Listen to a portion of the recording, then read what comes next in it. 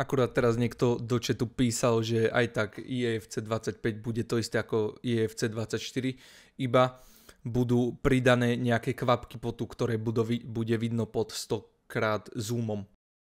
Chlapci, máme tu prvý oficiálny pohľad na gameplay z hry EAFC 25. Premiéra začína o 4 minúty, zase bude 3-minútový countdown, ale to nám vôbec nevadí, pretože som tu preto. Som zvedavý, čo bude nové v tomto gameplay a čo nám ukážu v tomto nádhernom traileri. Takže čakajte so mnou. Napíšte mi do komentáru váš názor, samozrejme po tomto videu, keď ho dopozráte, váš názor na tento trailer, či si hru kupujete alebo nie. Ako som vravel v minulom videu, ja si ju určite kupujem, pretože nemôžem byť futbalový kanál bez poriadnej futbalovej hry.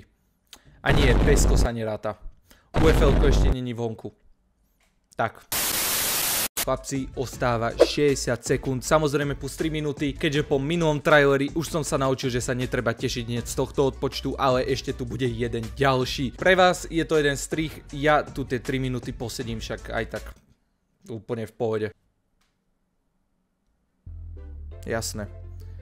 Jasné, a je to úplne rovnaký odpočet, ako bol minule. Úplne na chlop. Zatiaľ, čo čakáme, chod sa prihlásiť na Štrk Cup. Je to môj turnaj v hre EAFC 24, ktorý sa uskutoční 10.8.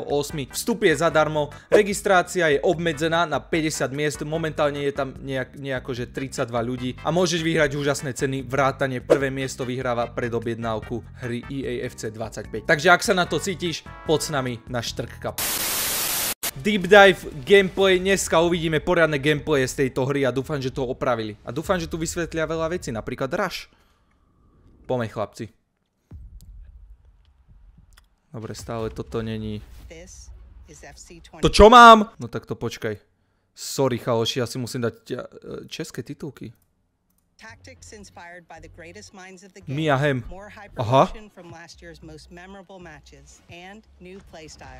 Ale čo, nové playstyly, to bude zaujímavé. To bude dobre. No čo je FCIQ?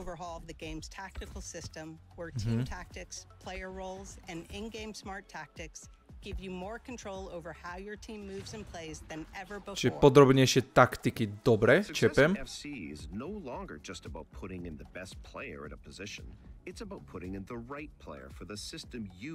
OK, to je zaujímavé toto.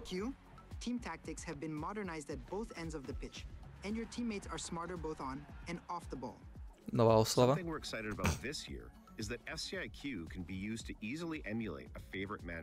Toto je dobré. Viem, že toto bolo už aj v PESku.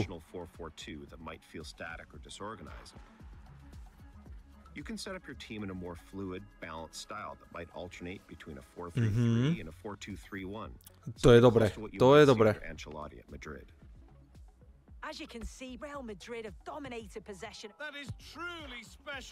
Pekne. Dobre, čiže viac takticky zamerané.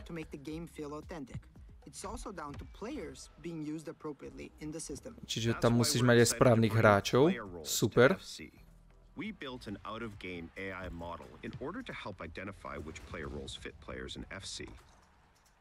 Picking the proper role means you can unleash players in entirely new ways, and each role. Čiže toto je vlastne aj vo Football Managerovi.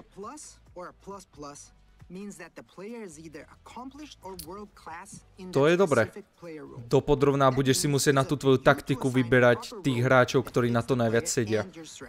Samozrejme, aj tak bude jedna meta, ktorá bude celú hru a ľudia to budú zneužívať. Toto bude veľmi zaujímavé, ako to ľudia využijú. OK, vieš to takto prepínať. Pekne. To je dobré. Už tam beží. Ty kokos, to aké tiki-taka dávajú.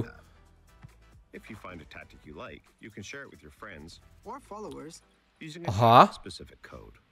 OK, takže viete už zdieľať. Vieš zdieľať vlastnú taktiku medzi ostatných ľudí. Čo je dobré, nebudem musieť sedieť pol hodinu pri telefóne a kopírovať onech. Rovno si skopírujem ten kódik. Super. A na všetkých režimoch. Kariéra. Aha, dobre, tá kariéra bude potom. Ale je tam tiež, v každom móde EAFC IQ.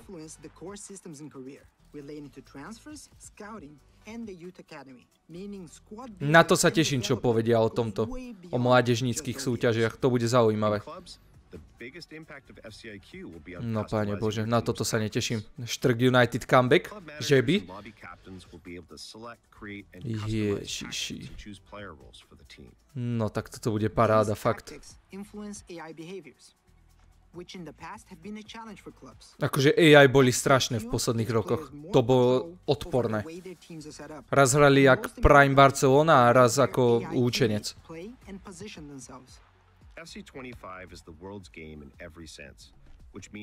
Nové animácie, nie? Jasné.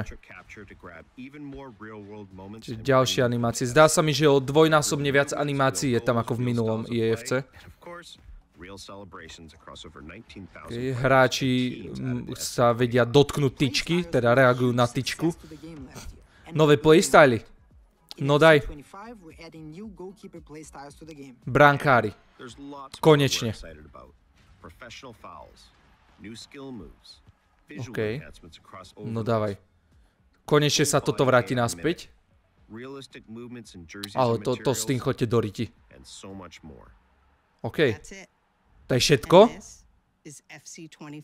Ideme. Nič? To je všetko? Ale však toto mal byť deep dive. Kde sú playstyly? No takže... Teraz bol gameplay, ktorý nám nepovedal nič dokopy, iba že nejaké FC IQ.